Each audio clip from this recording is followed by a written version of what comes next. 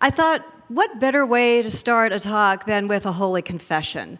To confess to 100 and some people something that I might be a little bit embarrassed about, but you know what? It's all about transparency. So I'd like to share a little story with you all. So we get our monthly assignments from Dr. James, and when February came out, I was really excited because I wasn't on the schedule to talk. And the reason why, here we go, this is the confession, the reason why is because the word adventure never resonated for me because I never saw myself as being adventurous. That's just a word I just didn't see in alignment or something I identified with. And so that was great. I thought, great, I'll wait for another time, another month I'll be on, and perhaps it'll be something more resonating. And then he changed the schedule, and here I am.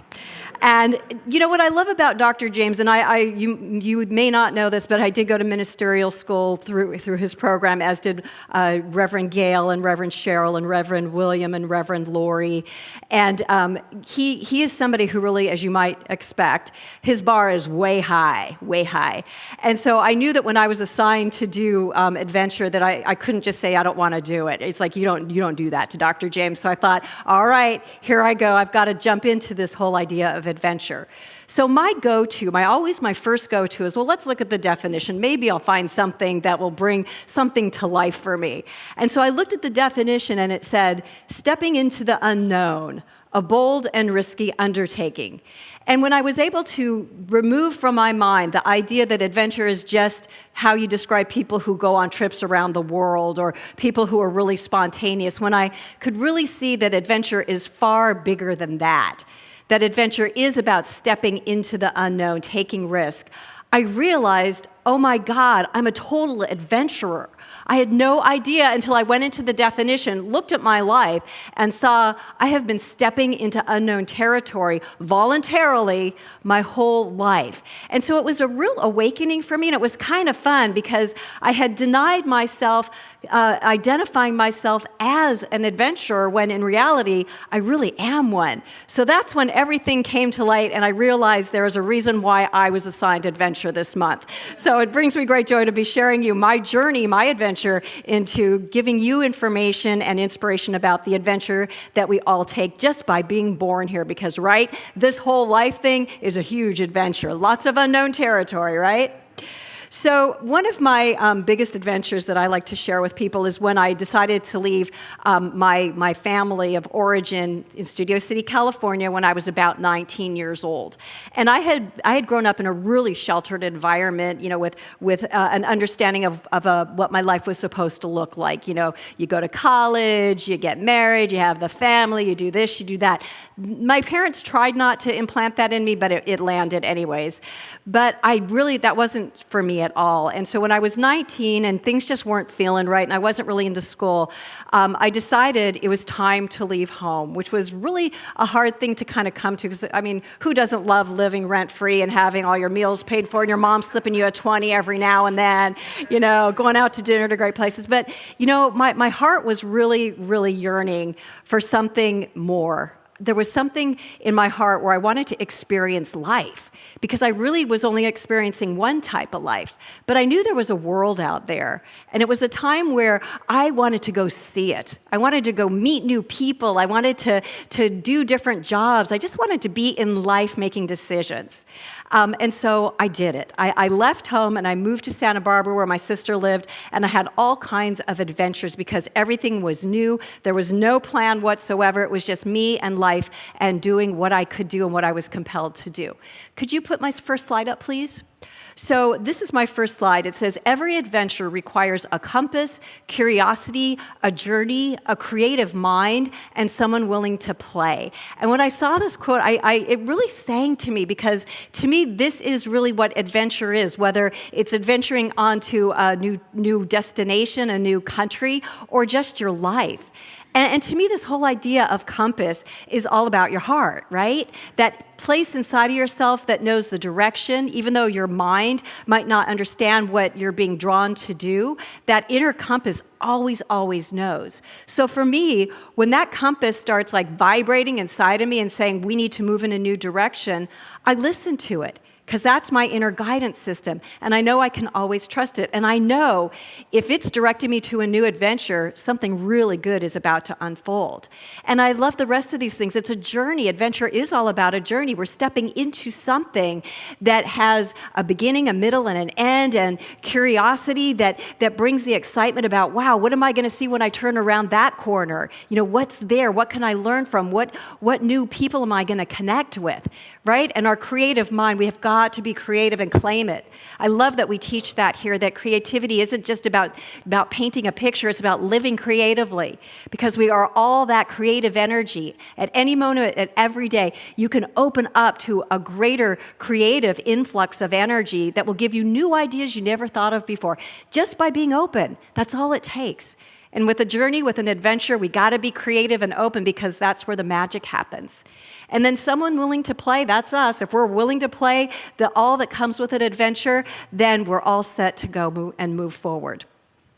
Well, when I was on my adventure into Santa Barbara, and I was meeting new people, I had an opportunity just to meet new friends, and I was meeting this one girl for the first time, and she noticed that I looked down a lot when she was talking to me. My gaze was down quite a bit, and she said to me, she kind of like pulled my chin up, and she goes, "You don't love yourself, do you?" And I didn't know what she was even saying. This is how disconnected I was. I didn't know what self-love was. And when she said that to me, it was like somebody was speaking a foreign language. And I kind of looked at her and I said, "What does that mean?" She goes, "Don't you know you need to love yourself?" And I was like, what does love yourself even mean? And I know this is heartbreaking, right? And I stand here today, I can't even believe I thought that, because I love myself now, and I can't imagine what it's like not to love ourselves. So it woke me up, and at that moment in time, it woke me up because I kept thinking about, what was she saying by love the self? What is that? It really started me off on quite a journey and an adventure. But when I look back on that, and I look at that time, I realized that my whole moving away from home and the experience of seeing new people and having new experiences in life, what I was looking for, really, underneath it all, my journey, was to find love. I was looking for love because I didn't have it inside of myself. Could you go to my next slide, please? And that's why my talk is called Buried Treasure. Isn't that great? Isn't that fun? I mean, thank you, Reverend Lori, who's not here today. Who is not here today? This is what it's all about. I believe that we all have a buried treasure inside of ourselves. It's got love, it's got our talents and our gifts, it's got everything. But we bury it because we are trying to protect ourselves. But to me, I was looking for my buried treasure because that compass was telling me it's time to find who you are, beyond who my parents taught me I was, or my culture at the time. It was finding out who I am, that buried treasure where all that information is. Let's go on an adventure and find the buried treasure of who I am. Next slide, please. So I am going into the territory of quoting myself now, because I figured I'm a minister, why not? So I wrote a quote about why we bury our stuff and what we can do to uncover all that stuff. And here it is. I said, in an effort to compensate and adapt to our environment in order to fit in, right, and stay out of harm's way, we bury our treasures, our divine nature, our talents, and unique abilities. We fear rejection, punishment, and alienation, so we protect ourselves by moving all of that good stuff underground and out of sight. And I'm here to tell you the time has come for us to grab our shovels and unearth the jewels that set us free, because they do set us free, because they are who we are. And we teach in Science of Mind that it's all about self-expression. That's really what we're here to be. Self-express who we are as this divine energy, to let it free, to let it go. But we have our experiences when we're growing up, and we get shamed. We get told, don't do that. We're told, no, you can't. Don't do, all this stuff makes us bury it all underneath, because we're here when we're kids. We're trying to protect ourselves. We got to know this. I'm really all about knowing how we got damaged so we can bring ourselves back to wholeness. And when we realize that we've been burying stuff because we don't want to show people who we are, just like I had my holy confession today in front of you and James, Because we get afraid of being who we are and shining our light and living our truth and being in our authentic, unique self, because we get shamed around that, it goes underground and it gets buried. And you know what? When we bury things, it doesn't do us any good at all. First of all, it's not healthy for us. Secondly, we're betraying ourselves. We're not living in the flow of life that we are. And so it is time to unearth those beautiful gems of who you are. And what I love about the people that come here on Sundays is I can see all of your uniqueness shining through. There's so much beauty in this room. There's so much love. And just being the essence of spirit that you all show up as is such a delight. And that's what to let out of the buried places where we keep these things. And sometimes, too, I will tell you this, sometimes the buried things, they aren't just the jewels. Sometimes it's experiences that we don't want to look at anymore. If we don't want to see them because they might have hurt us. Those, too, are treasures because when we can unbury those uncomfortable experiences and see them and reframe them, like what Reverend William was talking about earlier. He said, when we can find the goodness in everything, then we change all of our old attitudes about experiences, and we can find something, some gem that allows us to free ourselves from seeing the past as horrible and stifling, and see that there was something for us to learn that frees us to live into the nature of who we are. Next slide, please. Oh, this is a great one. This is by Joel Osteen. I thought I would be controversial, but this is such a great quote. Every one of us has secret dreams and desires along with seeds of greatness planted within us. You too have gifts to share with this world. There is buried treasure within you waiting to be discovered. Your full potential has not been released yet. Your God-given divine destiny awaits you. And I just love that. And my question, I think, to all of you this morning is, what are your God-given talents that have been maybe knocking on the door and you've been saying, go away, I can't, I'm not good enough, whatever. Ask yourselves, what seeds have I not been seeing are there in my heart that are ready to come forward? And this is an adventure, right? This self-discovery stuff in and of itself is an adventure. When we get that rumbling inside, when that seed starts to sprout, when the compass starts to vibrate, when we start getting an inkling that there is a treasure that wants to be up and out and exposed into our reality, that's an adventure of letting it out. Because sometimes there's stuff that comes up where we're having to say, I can't, but I want to, I can't, but I want to. The time is to say, yes, let it out. Let it out, because if it is knocking on your door, it wants to be free. And so that's a nice adventure to travel upon. And we're taking you guys all on these adventures of expansion in our classes on Sundays. We are doing all that we desire to do to ignite you, to ignite your passion, to move you into a place where you can start really, really, really paying attention to those things that you've been denying yourself that are your buried treasures, and let them come out. Because you know what I bet? That you're the only person that thinks that they are not valuable, because there's so much value in your dreams and your desires and your talents that bring forth something great into this world, even if it just means you're a nicer person, or you want to write a book, or you just want to take dance lessons. When we're happier people collectively, the whole world is vibrating in a higher place. There's so much truth to what quantum physics is telling us about, that we are all energy, and everybody's energy matters, and everybody's energy coalesces with each other because we are all one. So when we're taking care of our energy and we're not having buried treasures anymore, and we're opening them up to be released and lived into, we're bringing great energy into the world. And when we're bringing greater energy into the world, we're all rising up together. And the harmony of love and light has a greater opportunity to come forward through all of us. And you know what? That makes a better world. I think that. But, right? Absolutely, absolutely. So my next slide, please. Okay, I love this. This is, I don't know if you know this, but there are two versions of Science of Mind, which is the book that we use in our center for the basics of our philosophy. And there's the 1926 version, and I think the other one is 1934, 35. Does anybody know? Is it 30? Is it 38? Thank you. And the first version I love the first version. The second one's great too, but the first version is just really juicy. And I took this quote from the first version. And Ernest Holmes says this: "Instinctive man within me is perfect, and yet I appear to be imperfect. My apparent imperfection must be the result of an imperfect thinking. In reality, I am and always have been perfect. I will now begin to think differently about myself and see what happens." Do you love that? And see what happens. Hey, there's an idea. I love that. And when he says instinctive man in the first volume of the first version of Science of Mind, instinctive man is that God self that we are. That's how he refers to it in that version.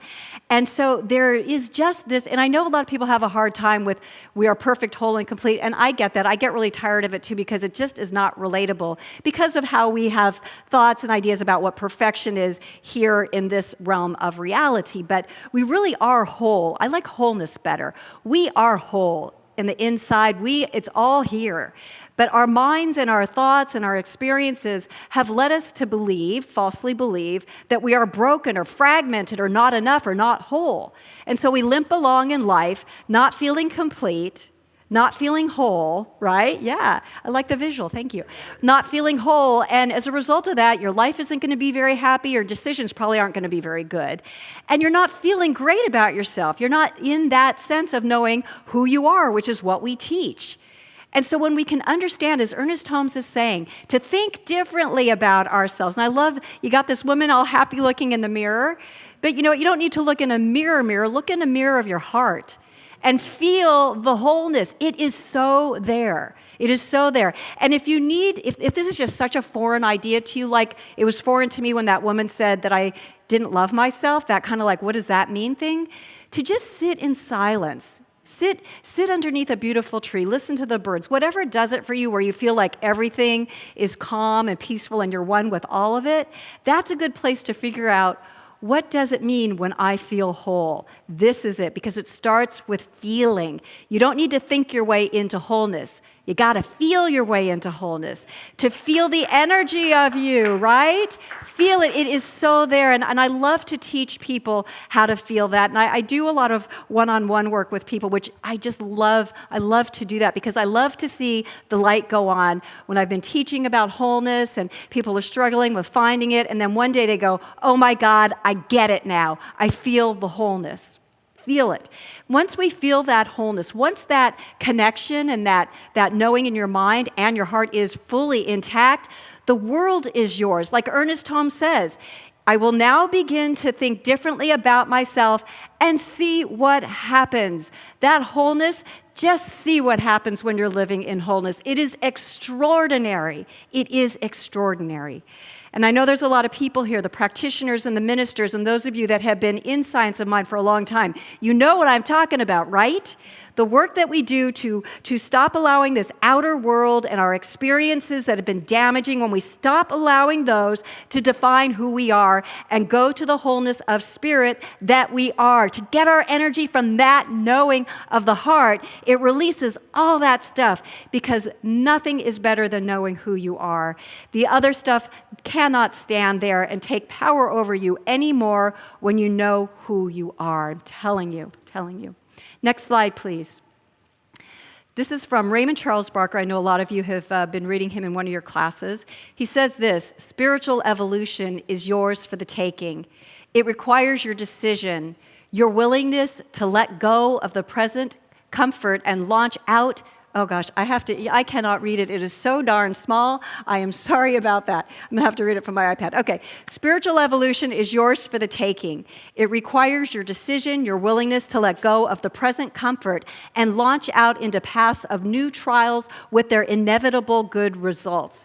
To do this, you cease from condemning your human mind and its mistakes. And I think one of the things that really blocks us from going out on these adventures of self-discovery and expansion understanding ourselves is that part of our mind that is judging ourselves or condemning ourselves for making mistakes.